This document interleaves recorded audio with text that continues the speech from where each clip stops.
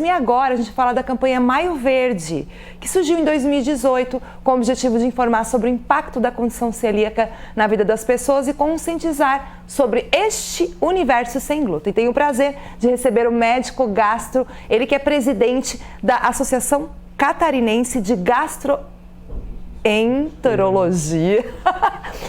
Aqui em Santa Catarina, o doutor Alexandre Faraco, né, presidente da Associação Catarinense. Doutor Alexandre, muito obrigada por estar aqui conosco.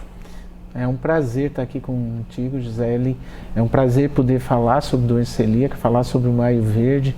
Essa doença que é pouco conhecida, pouco diagnosticada e que traz tanto mal-estar e repercussões outras doenças associadas e que é mais comum do que se pensa. Você trouxe um aparelhinho, gente, olha a novidade que eu estou trazendo aqui para você, né? É do Dr. Alexandre. É um aparelho, explica pra gente esse aparelho, por que a gente quer mostrar isso para todos? Esse aparelho é o NIMA. O NIMA é um aparelho que foi desenvolvido nos Estados Unidos por uma startup, em que por uma reação química ele faz o diagnóstico se existem glúten ou não no alimento que tu testou. Olha só. Ele consegue captar de 20 partes por milhão para cima. O que é 20 partes por milhão?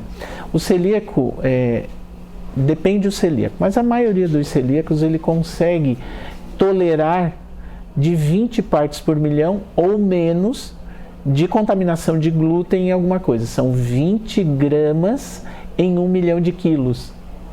É muito pouco. É muito pouco. Não é nada, na verdade. Qualquer farelo já tem mais que isso. Qualquer farelo. De areia, né? Então, esse aparelho foi desenvolvido para que o celíaco possa, quando em viagem, por exemplo, ou quando está na dúvida se determinada comida tem glúten ou não, ou tem uma contaminação acima de 20 partes por milhão, ele faz o diagnóstico. Como é que faz, então? Explica pra gente. A gente pegou um pedacinho de uma coxinha com glúten aqui, tá? Pegamos uma coxinha com glúten. Essa é a cápsula. A cápsula, ela vai fazer uma reação química. Olha que interessante. E o aparelho, por espectrofotogrametria, vai analisar essa reação química.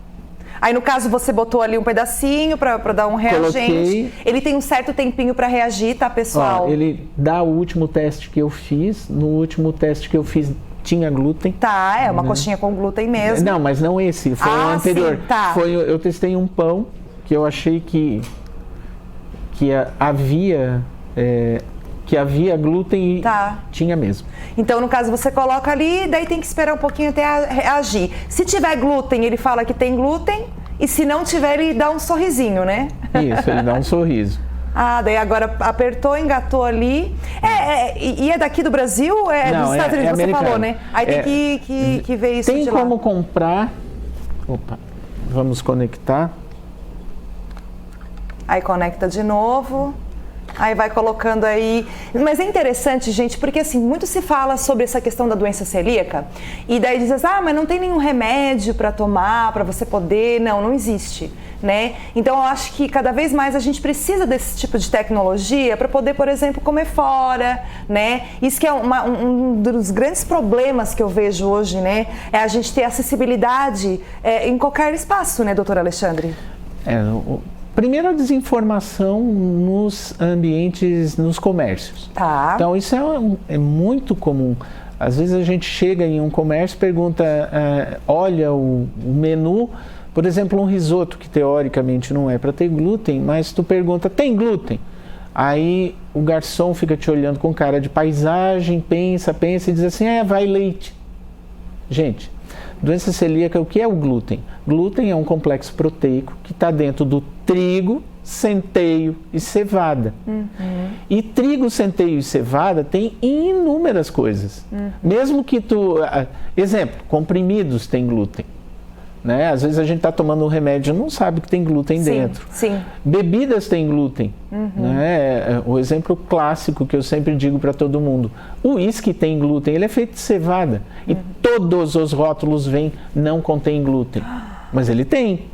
A própria cerveja sem glúten tem glúten, ela tem, é feito um processo químico que diminui até 20 partes por milhão. O problema são os celíacos que não toleram 20 partes por milhão. E quem são esses celíacos, doutor Alexandre? Eles têm graus mais elevados? Existe, cada celíaco ele vai ter um grau de sensibilidade. Tá. O nosso testezinho não está ajudando muito aqui no encaixe. Não tem problema, não tem problema. O que é legal. Ficou emocionado. A gente emocionou aqui na TV, né, gente? Mas não tem problema. Mas assim, existem graus, é isso? O celíaco, a divisão da doença celíaca, nós vamos ter na forma clássica, tá, que é a doença celíaca. Nós vamos ter a forma em que eu tenho alergia ao glúten. E vamos ter a forma em que eu tenho sensibilidade não celíaca ao glúten. Quando eu falo em celíaco, é que eu tenho uma reação autoimune que gera um processo inflamatório, principalmente no trato gastrointestinal, que é onde o glúten está em contato. Tá. Na sensibilidade não celíaca, eu tenho todos os sintomas, mas não tenho esse processo inflamatório.